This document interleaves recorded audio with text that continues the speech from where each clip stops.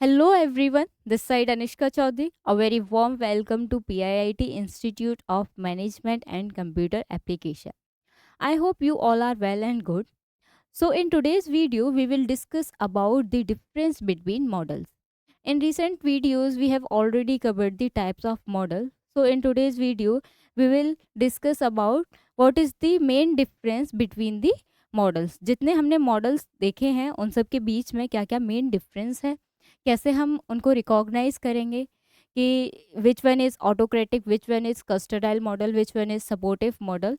ये सारी चीज़ें आज की वीडियो में हम कवर करेंगे। आज की वीडियो आपके लिए बहुत इंपॉर्टेंट रहेगी जिससे कि आप एक एक करके आइडेंटिफाई कर पाएंगे कि कैसे एक ये मॉडल जो है वो सेकंड मॉडल से डिफ़र करता है, अलग करता है, वेरी करता है। तो हम बहुत छोटे छोटे सिंपल सिंपल पॉइंट्स के बेसिस पर बताएंगे। तो टाइम ना वेस्ट करते हुए हम देखते हैं कि सबसे पहले हमारे पास में मॉडल्स कितने हैं। 5 मॉडल्स हैं। Autocratic, custodial, supportive, collegial, system. इन सारे मॉडल्स के ऊपर ब्रीफली ऑलरेडी वीडियो बन चुकी है। ये इसके अंदर ऑलरेडी आपको ब्रीफली डिस्कस बता दिया गया है कि पर्टिकुलर मॉडल के अंदर क्या क्या चीज़ें होती है, किस फंक्शन पर बेस्ड रहता है, किस पर्टिकुलर एस्पेक्ट पर वर्क करता है, क्या कैरेक्टरिस्टिक्स रहते हैं, क्या एडवांटेज रहते हैं, डिसएडवांटेज रहते हैं। ये ऑलरेडी हम इन सबको कवर कर चुके हैं, जिसमें हम ये सारी चीज़ें बता चुके हैं।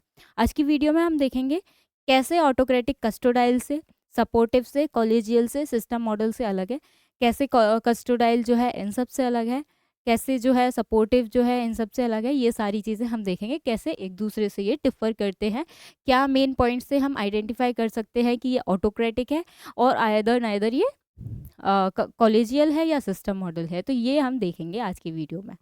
अगर मैं बात करूं कि अगर हम मॉडल्स का बेसिक लेते हैं कि हम कैसे डिफ़र करते हैं, तो सबसे पहले हम देखेंगे बेसिस ऑफ मॉडल किसके बेसिस पर डिपेंड करता है।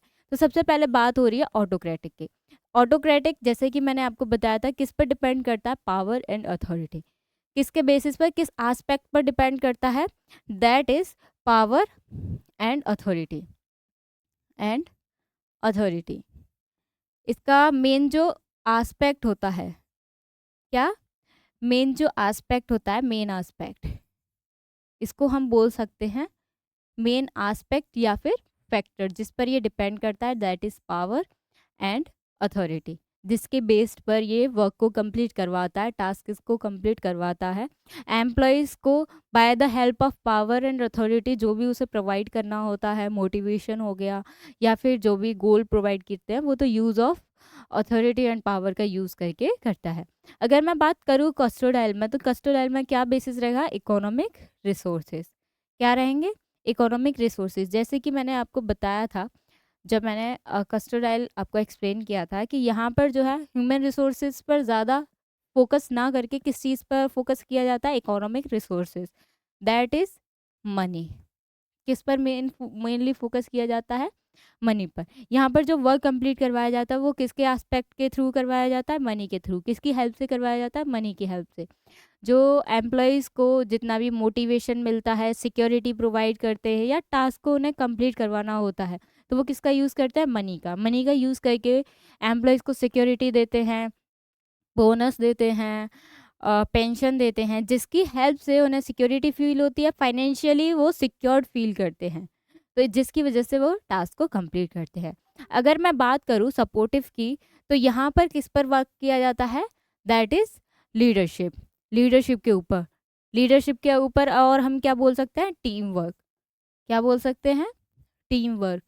मतलब यहाँ पर एम्प्लॉयज़ और मैनेजर्स दोनों को मिलाकर काम किया जाता है, टीम वर्क किया जाता है, एक टीम की तरह काम किया जाता है, लीडरशिप प्रोवाइड की जाती है एम्प्लॉयज़ को। इसके अलावा अगर मैं बात करूँ कॉलेजियल की, तो वहाँ पर जो वर्क किया जाता है, जो उसका मेन फोकस रहता है, वो किस चीज़ पर रहता है, पार्टनरशिप पर। कैसे, जैसे कि मैंने बताया था कि जो एम्प्लॉयज़ हैं वो अपने आप को एज अ पार्टनर देखते हैं। कंपनी के अंदर कैसे देखते हैं अपने आप को, एज अ पार्टनर, जहाँ पर इक्वली रेस्पॉन्सिबिलिटीज़ को शेयर किया जाता है, उनकी स्किल्स को यूज़ किया जाता है, इक्वली उनका इन्वॉल्वमेंट मीटिंग के अंदर होता है। तो सारी चीज़ें कैसे चलती हैं, एज अ पार्टनरशिप, जहाँ पर 1:1 में सारी चीज़ों को किया जाता है। कैसे? 1:1 में। फिर चाहे वहाँ रेस्पॉन्सिबिलिटी की बात हो या फिर उनके इन्वॉल्वमेंट की। फिर उसके बाद में आता है trust community understanding. Trust community understanding क्या होता है? ये एक कॉन्फिडेंस होता है। क्या होता है? कॉन्फिडेंस। कॉन्फिडेंस किसके बीच में? कम्युनिटी मेंबर्स के बीच में। किसके बीच में? कम्युनिटी मेंबर्स के बीच में। आपका कॉन्फिडेंस हो गया, ट्रस्ट हो गया, रिलेशनशिप्स हो गए, ये सारी चीज़ों को बिल्डअप करके रखना, बना के रखना। ट्रस्ट हो गए, कॉन्फिडेंस हो गया, कम्युनिटी रिलेशन हो गए, रिलेशन, इन सबको मेंटेन करके रखना, मेंटेन करके रखना। ये इस काम पर बेस्ड रहता है। मतलब मेन एस्पेक्ट इसका ये रहता है कि वो ट्रस्ट को बिल्डअप करके रखे, रिलेशनशिप्स को बिल्डअप करके रखे, कॉन्फिडेंस, जितने भी कम्युनिटी मेंबर्स हैं उन सबके बीच में एक कॉन्फिडेंस होना चाहिए वर्क करने का। तो ये इस चीज़ पर फोकस करता है सिस्टम मॉडल।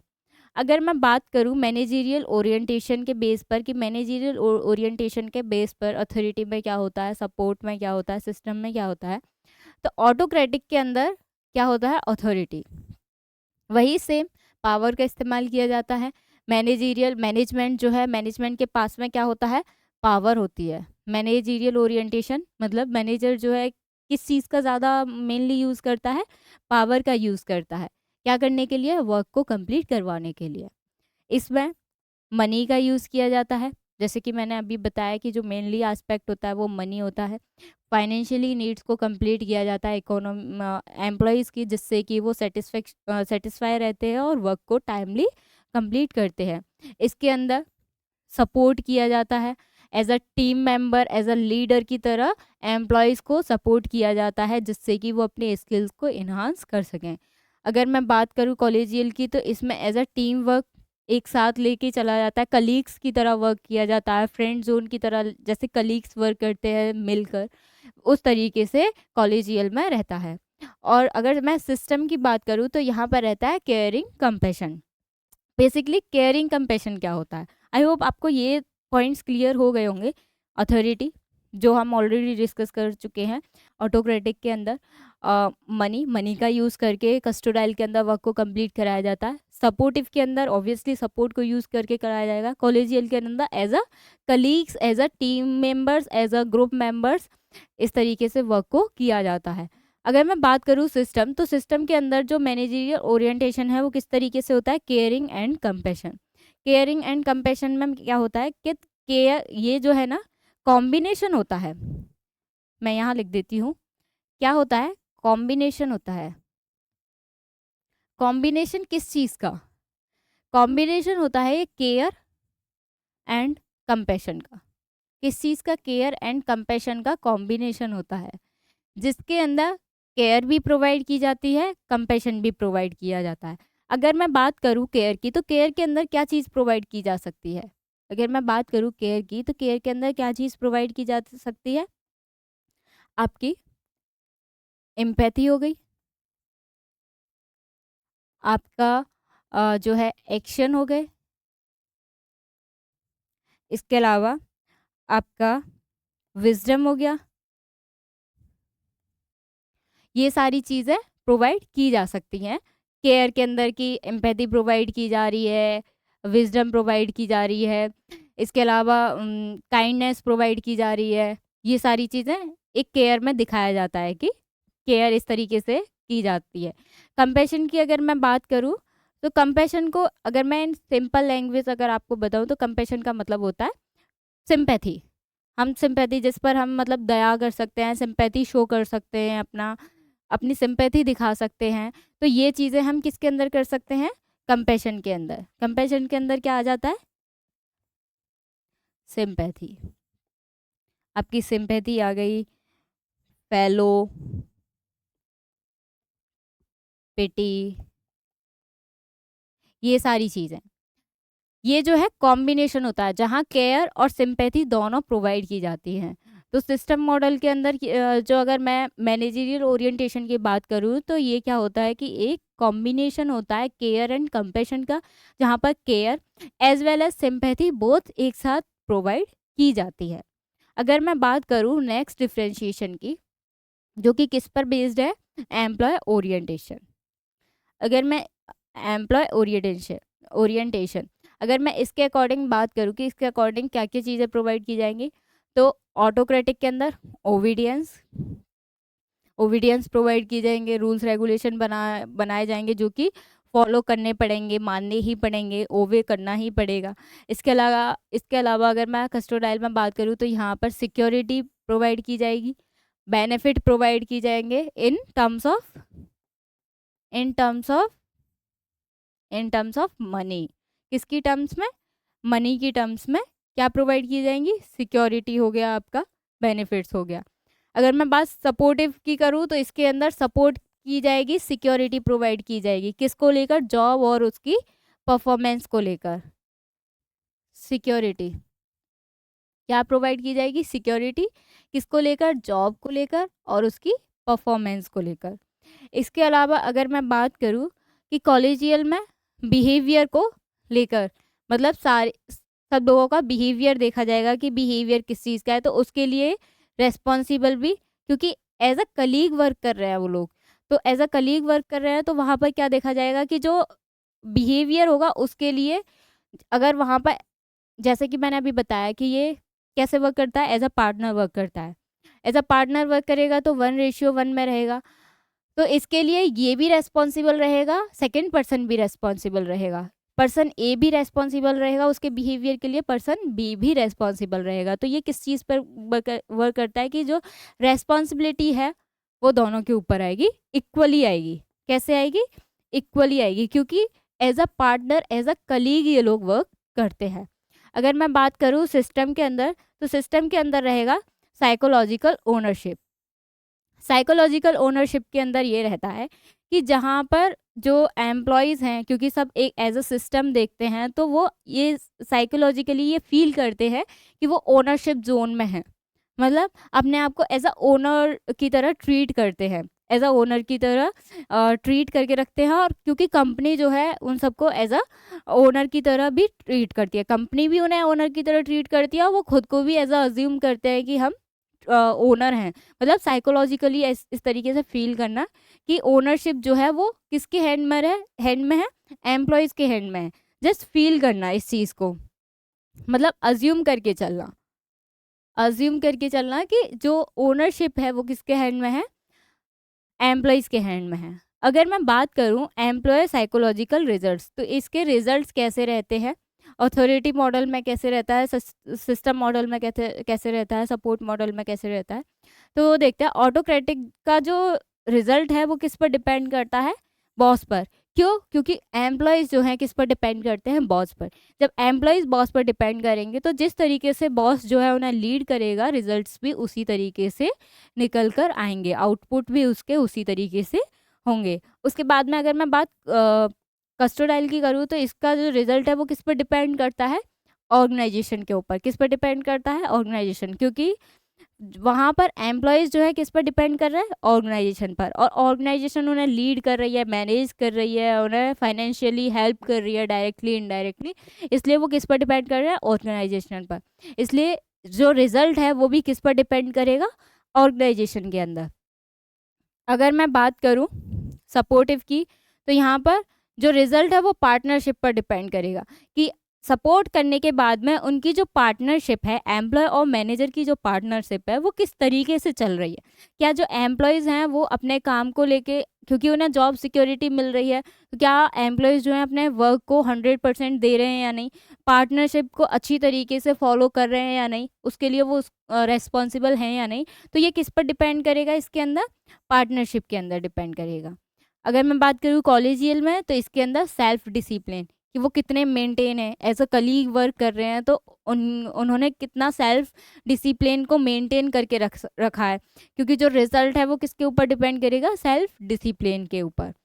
और अगर मैं बात करूँ सिस्टम मॉडल की, जो कि किसके ऊपर डिपेंड करता है, सेल्फ मोटिवेशन के अंदर, क्योंकि ऑर्गेनाइजेशन जो है सबको ओवरऑल को एज अ सिस्टम देखती है, तो वहाँ पर मोटिवेशन बहुत ज़रूरी है।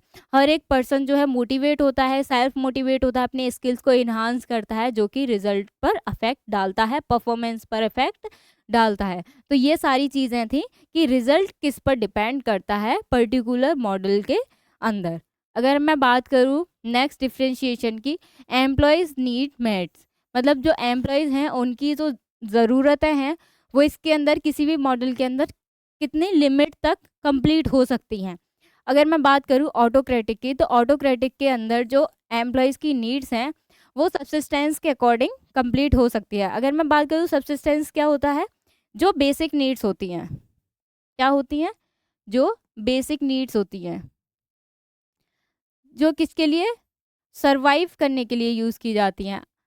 सर्वाइव करने के लिए बेसिक नीड्स क्या हो गई आपकी, फूड, क्लॉथ, हाउस, ये सारी चीज़ें बेसिक नीड्स हो गई।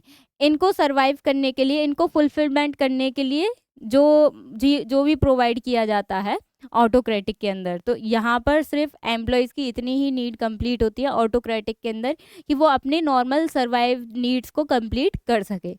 मतलब इतना ही जो है एम्प्लॉयज़ की नीड को कंप्लीट किया जाता है ऑटोक्रेटिक मॉडल के अंदर। अगर मैं बात करूँ कस्टोडाइल के अंदर, तो जो बेसिक नीड्स है, आपने देखा होगा हायरार्की थ्योरी में, उसमें 5 नीड्स होती हैं, बेसिक नीड, फिर सिक्योरिटी नीड, फिर उसके बाद में love and belongingness, self esteem needs, फिर सेल्फ एक्चुअलाइजेशन नीड्स, ये सारी नीड्स आती है कंप्लीट वन बाय वन। ये उसका फर्स्ट स्टेप होता है। अगर मैं बात करूँ, उसके बाद में आता है सिक्योरिटी, जो कि कस्टोडाइल मॉडल के अंदर मिलती है।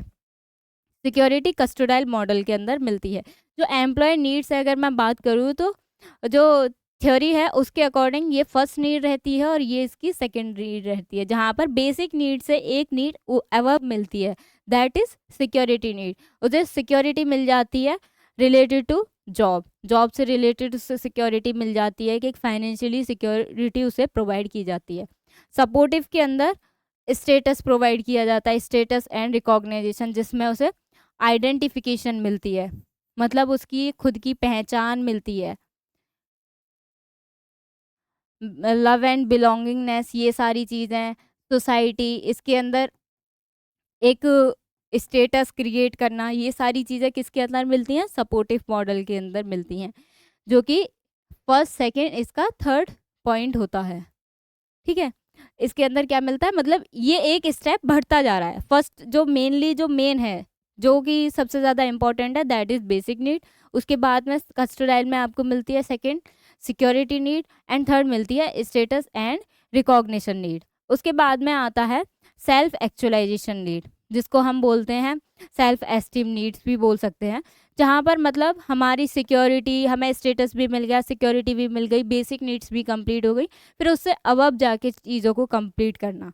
ठीक है, सारी चीज़ों को कंप्लीट करना, जो विश लिस्ट में चीज़ें होती हैं कि नहीं मुझे इससे ज़्यादा बेहतर चाहिए, वो भी मिल रहा है, तो वो चीज़ें किस में मिलती हैं, कॉलेजियल में। कॉलेजियल में क्या कंप्लीट होता है, आपकी सेल्फ एक्चुअलाइजेशन नीड्स। और सिस्टम के अंदर वाइड रेंज, मतलब लार्ज वैरायटी, यहाँ पर ऑप्शन बहुत होते हैं नीड्स को कंप्लीट करने के। आप जिस भी नीड को कंप्लीट करना चाहें वो उस नीड को कंप्लीट कर सकते हैं, क्योंकि यहाँ पर लार्ज नंबर ऑफ वैरायटी के ऑप्शन होते हैं जिसमें कि आप अपनी नीड्स को कंप्लीट कर सकते हैं। इसके अलावा अगर मैं रिजल्ट की बात करूँ कि परफॉर्मेंस रिजल्ट कैसा रहता है, अभी हमने देखा कि एम्प्लॉय का रिजल्ट कैसा रहता है, लास्ट उसमें स्लाइड में देखा था।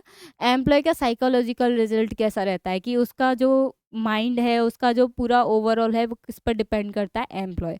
अभी हम देखेंगे परफॉर्मेंस रिजल्ट कैसा रहता है, मतलब ऑर्गेनाइजेशन का भी मिला के रिजल्ट किस तरीके का रहता है। परफॉर्मेंस रिजल्ट की अगर मैं बात करूं तो वो ऑटोक्रेटिक के अंदर, अगर मैं बात करूं तो ऑटोक्रेटिक के अंदर किस तरीके रहता है, मिनिमम रिजल्ट, मतलब मिनिमम रिजल्ट रहता है, प्रॉफिट मतलब जितना वो इन्वेस्ट करते हैं उसके अकॉर्डिंग उन्हें रिजल्ट मिल जाता है, मिनिमम रहता है, बहुत ज़्यादा नहीं रहता। कस्टोडाइल के अंदर पैसिव कॉपरेशन, पैसिव की अगर मैं बात करूं, पैसिव का मतलब होता है कि किसी चीज़ के लिए मतलब जो है पैसिव कॉपरेशन के अंदर रिजल्ट जो है ठीक है, यहाँ पर जो रिजल्ट आएगा वो किसके ऊपर डिपेंड करेगा, मनी के ऊपर डिपेंड करेगा, जितनी फाइनेंशियली हेल्प की जाएगी उतना ही डिपेंड करेगा। इसके अलावा ये भी होता है कि अगर हेल्प की जा रही है एम्प्लॉयज़ को, पर्टिकुलरली मनी की फाइनेंशियली हेल्प की जा रही है, तो वो ज़्यादा एक्टिव रहते हैं रिजल्ट को लेकर। अगर उन्हें सिक्योरिटी प्रोवाइड नहीं की जाती है तो not actively working towards money towards goal. अगर उनकी फाइनेंशियल नीड्स कंप्लीट नहीं की जाती हैं तो वो गोल्स के टुवार्ड्स अच्छी तरीके से काम नहीं करते हैं। तो ये रहता है पैसेसिव कॉपरेशन में। इसके अलावा अवेकेंड ड्राइव, जहाँ पर मिलकर काम किया जाता है, सपोर्ट किया जाता है, तो जो रिजल्ट होता है वो टुगेदरनेस पर डिपेंड करता है कि वो किस तरीके से वर्क कर रहे हैं, किस तरीके से एक दूसरे को सपोर्ट कर रहे हैं। तो जो रिजल्ट होता है वो उनके एक दूसरे के एफर्ट्स पर डिपेंड करता है। अगर मैं बात करूं मॉडर्न एंथुसिज्म की, जिसके अंदर कॉलेजियल पर डिपेंड रहता है, क्योंकि एज अ कलीग ये लोग वर्क करते हैं, तो जो रिजल्ट है वो एज अ मॉडरेट होकर आता है, मतलब एक्सटेंड होकर आता है, बढ़कर आता है, अच्छा निकल कर आता है। उसके अलावा इसके अलावा क्योंकि एज अ कलीग वर्क करते हैं तो वर्क भी बैलेंस्ड होता है, और यहाँ पर जो गोल है वो भी बैलेंस रहता है, इक्वली वर्क करता है। किस तरीके से वर्क करता है? इक्वली। तो रिजल्ट भी जब वर्क इक्वली करेंगे तो रिजल्ट किस तरीके का आएगा? इक्वली आएगा। 1:1 का रिजल्ट आएगा। जितने एफर्ट्स एक पर्सन लगा रहा है उतने एफर्ट सेकेंड पर्सन लगाएगा। And third, passion, commitment, organisational goal. Goal को कंप्लीट करने के लिए किस तरीके से करते हैं? ऑर्गेनाइजेशन गोल को कंप्लीट करने के लिए किस तरीके से करते हैं कि जो है सॉरी ऑर्गेनाइजेशन को ऑर्गेनाइजेशन गोल को कंप्लीट करने के लिए किस तरीके से करते हैं? पैशन और कमिटमेंट। पैशन क्या होता है? पैशन होता है कि वो किसी भी चीज़ के लिए कितना एक्टिवेट है, कितना एक्टिव है। और उसके अलावा अगर मैं बात करूँ कि कमिटमेंट, कमिटमेंट मतलब किसी भी चीज़ के लिए कितना डेडिकेट है। तो ये सारी चीज़ है, पैशन और कमिटमेंट, इन दोनों को मिला के उनकी एक्टिवनेस और उनका डेडिकेशन देखते हैं। एक्टिवनेस एंड डेडिकेशन, इन दोनों को मिलाकर जो रिजल्ट निकल के आता है वो ऑर्गेनाइजेशन गोल का रिजल्ट होता है, जो कि किसके अंदर होता है? सिस्टम मॉडल के अंदर होता है। आई होप आपको सारे पॉइंट्स क्लियर हो गए होंगे कि क्या क्या पॉइंट्स रहता है इसके अंदर, क्या क्या चीज़ें रहती हैं, जो कि अभी हमने देखा था। किस किस पर वर्क करता है? बेसिस ऑफ मॉडल पर वर्क करता है, पावर पर डिपेंड करता है, इकोनॉमिकल रिसोर्सेज पर डिपेंड करता है, इधर लीडरशिप पर, इधर पार्टनरशिप पर, इधर ट्रस्ट पर डिपेंड करता है। मैनेजरियल ओरिएंटेशन की बात करूँ तो मैं अथॉरिटी पर डिपेंड करता है, मनी पर, सपोर्ट, टीम वर्क, और यहाँ पर केयर एंड कंपैशन। इसके अलावा अगर मैं बात करूँ एम्प्लॉय ओरिएंटेशन, यहाँ ओविडेंस हो गया, आपका सिक्योरिटी बेनिफिट हो गया, जॉब एंड परफॉर्मेंस हो गया, रेस्पॉन्सिबल बिहेवियर हो गया।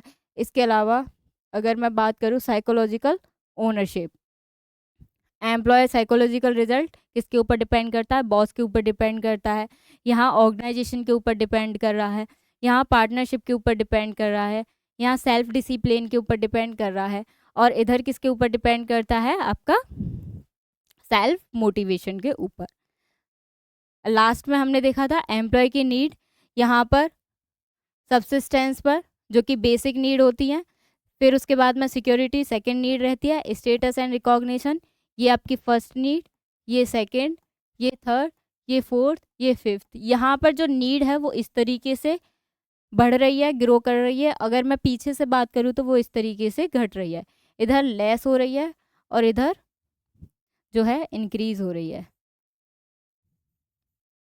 यहाँ पर रिजल्ट मिनिमम रहता है, पैसिव कॉपरेशन रहता है, और वीकेंड ड्राइव्स रहते हैं, मिलकर काम करते हैं, मॉडर्न एंथुसिज्म रहता है, और यहाँ पर एक्टिव एंड डेडिकेशन मिलकर काम करते हैं। तो ये सारे थे इसके डिफ्रेंशिएशन। आज की वीडियो में इतना ही था, जहाँ पर हमने देखा कि डिफ्रेंशिएशन क्या रहेगा, कैसे कैसे हर एक मॉडर्न जो है दूसरे मॉडल से अलग है। तो इतना ही आज की वीडियो में, मिलते हैं नेक्स्ट वीडियो में। See you in the next class. Thank you, bye bye.